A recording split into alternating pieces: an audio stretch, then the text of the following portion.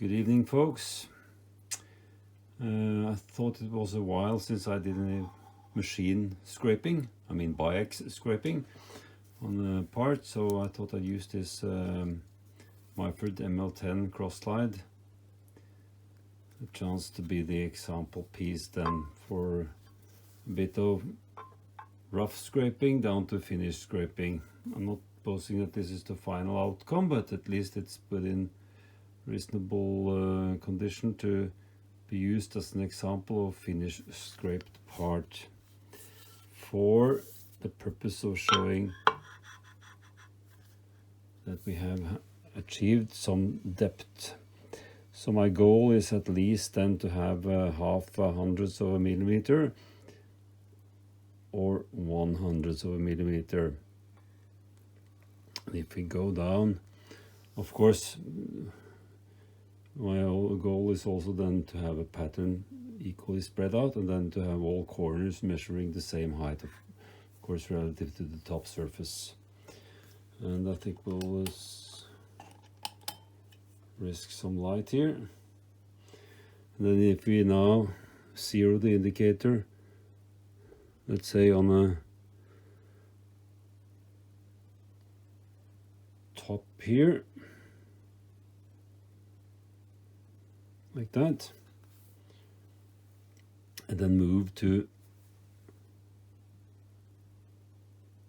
the side a little bit, you can see that the needle, or at least I saw that the needle moved 1/100th of a millimeter.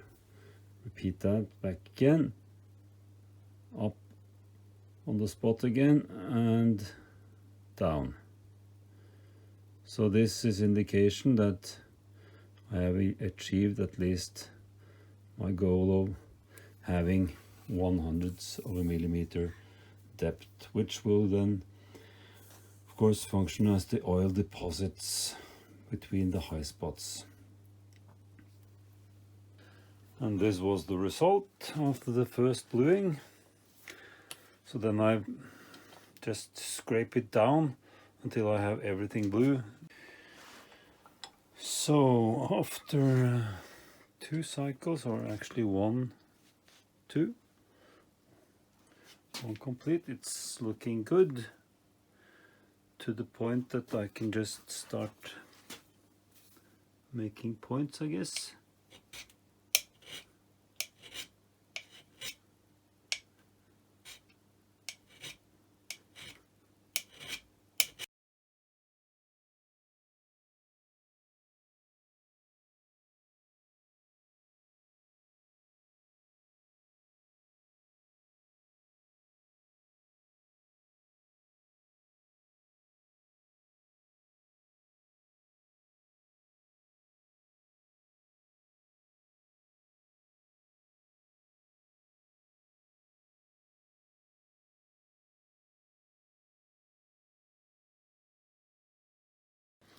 So I just thought I'd show you rough scraping technique called circles.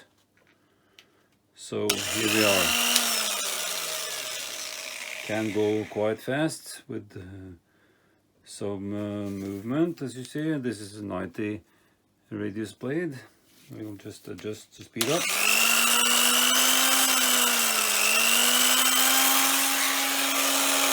And here we go.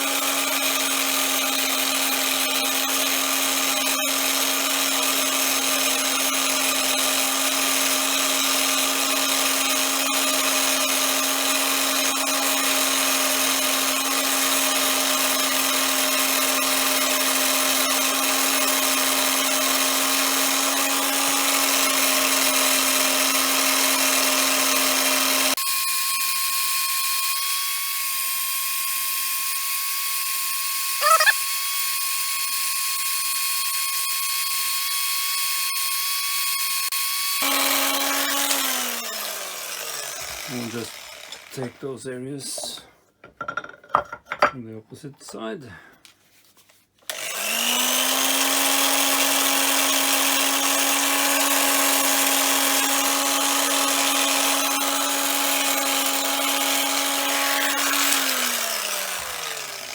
care not to, you know, if you do like this, to avoid that. As you can see, I have been using liberal blue, so now I have full coverage almost, so I guess I can take off a little bit, and then also change tactics. Just show you now, for the sake of that, how you can then do. So I'll shorten the stroke a little bit. And find the, and you can see the turning the handle here shortens the distance this moves. So now it moves less, and I will also then decrease the speed a little bit. Then we can use crosses instead.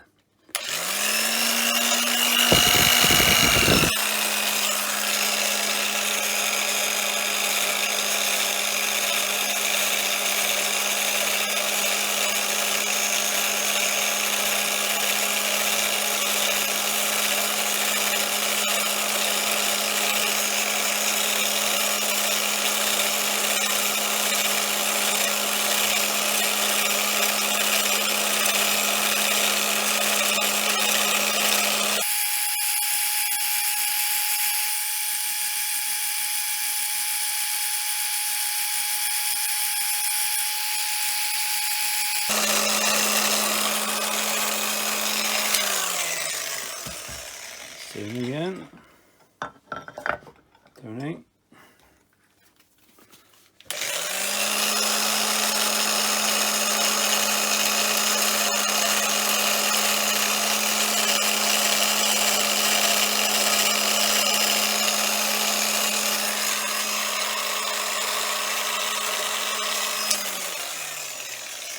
Okay. And this takes comparatively less material off, of course. It begins on the more finishing touches. I will slow it even further.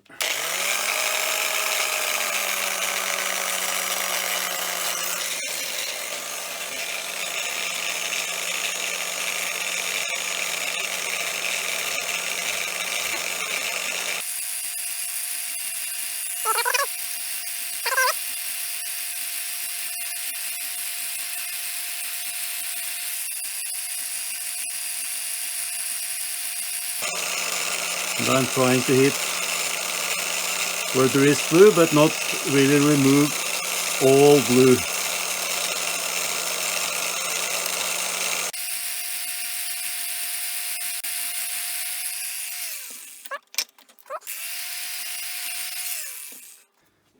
Now, of course,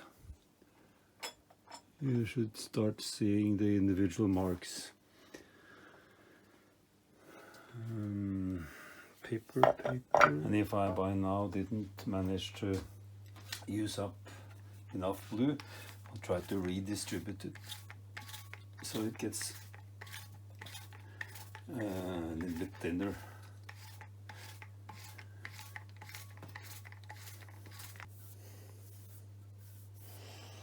I place this here.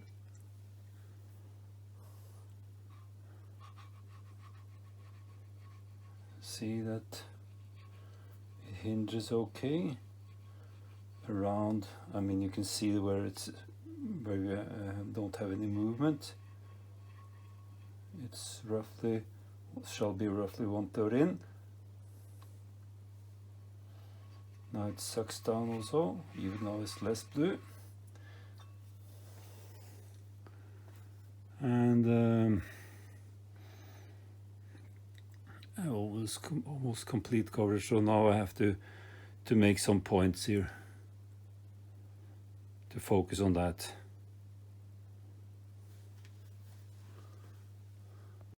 And it's also good, or a proof, that you have contact all over, that you can expect where we have used up the blue, so you can see the imprint here also, and I say the negative. And now to proceed, I will have to do a few things.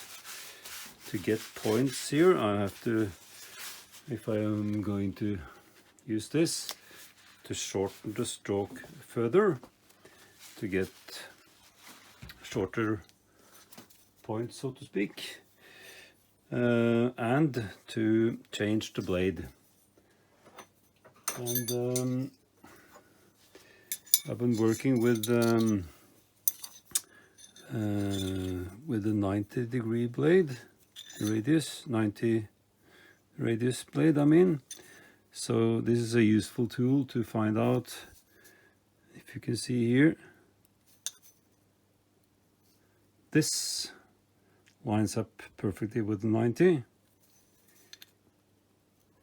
and this with the 60, which I could use, but I can go all the way down to 40, and this will then serve my purpose well, because then together with setting the shorter stroke, the points will be shorter and also then not so wide.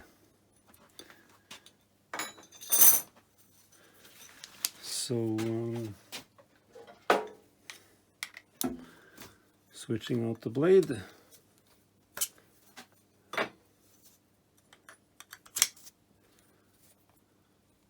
Snug it, not excessive pressure. You see, there's just a rubber gasket there, so there's no point in pinching that too much. And then shortening the stroke even further. Look into this again. This mechanism, find the point where you have the Allen head there. And you can view then on the side there are markings, so now I'm almost at the bottom. So let's see.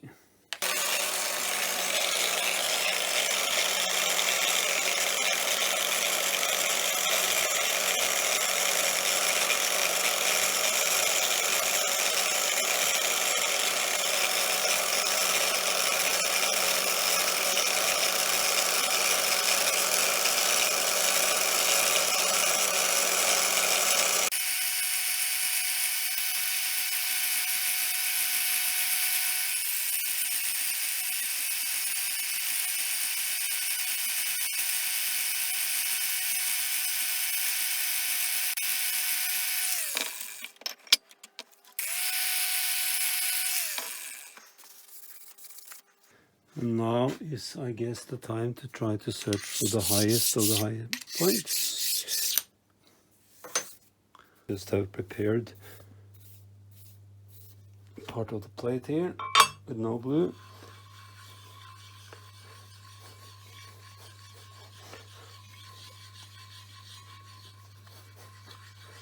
So then we'll see, when we have rubbed them, which stands out as the highest of the high points. And then just mark out those with a pen and proceed. Don't really find that many of them, but at least for those that you find, you can do as I do here, and then just take them first now. And then you just dive bomb or point spot those. Can help to mark the center like this. So this is your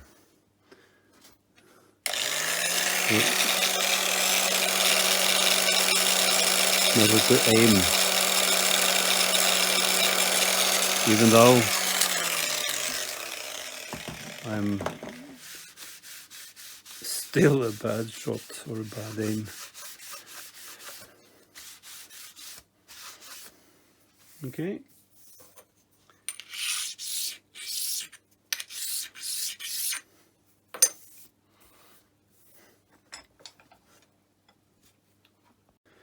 Now what's needed is just to carry on with this, with the crosses.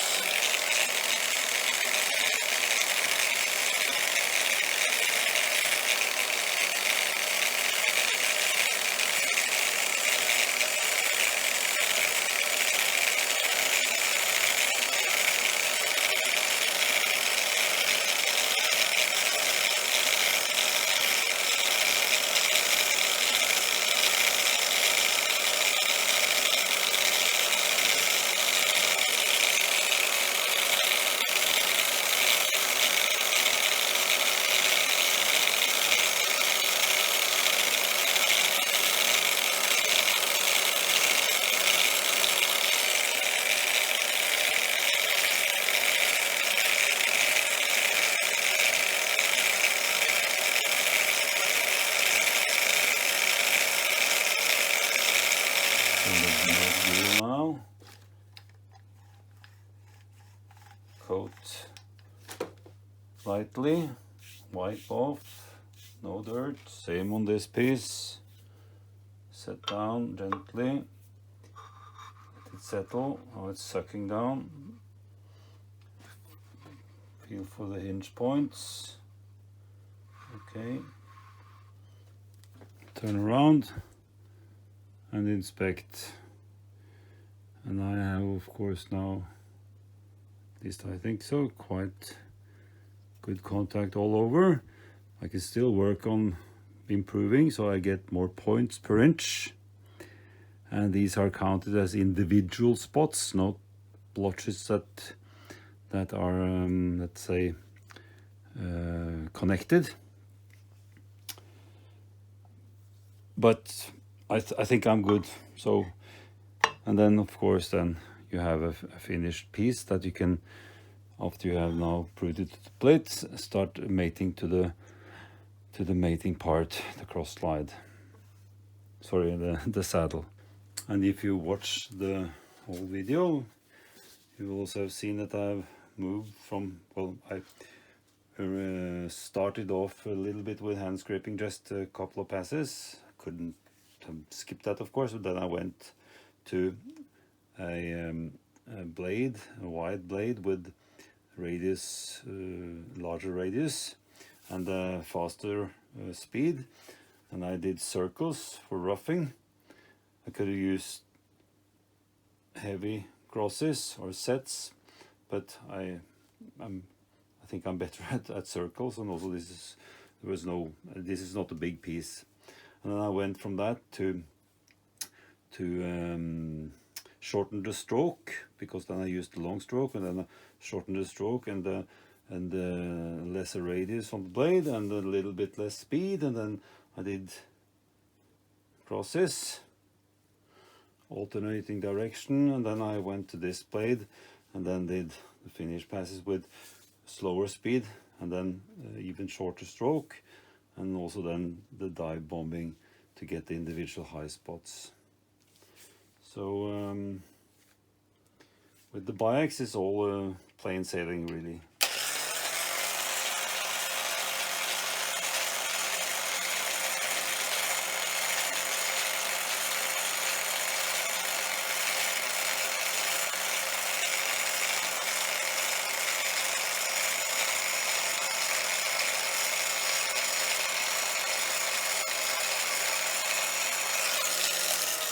You're not trying to remove everything of the blue, you're trying to cut bigger pieces into smaller to obtain a higher number of individual points per inch, per square inch.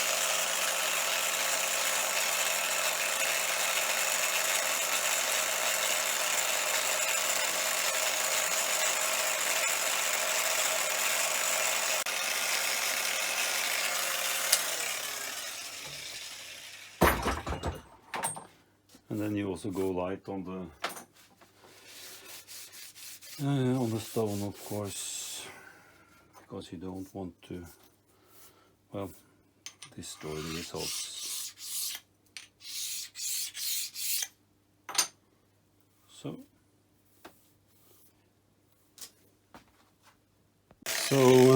what I'm trying to do,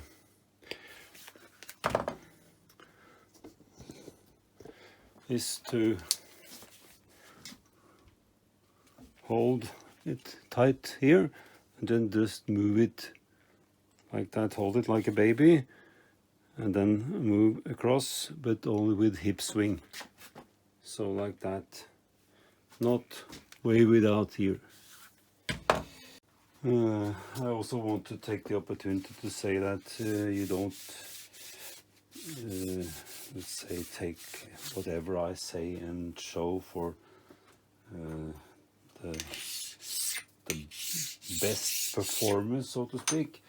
But I've learned the approach, the methods, at least in what I consider the best way, namely by having someone to mentor me while I am practicing, and that is only let's say available or possible on in a class, so to speak, where you have, in my case, then Richard King cueing whatever you do and then adjusting as you go, and that is by far the best method. So you can learn a lot on University of YouTube, but there's a lot of guys like me, I guess, that are trained, but our performance is, at least if you're not a professional, somewhat amateurish,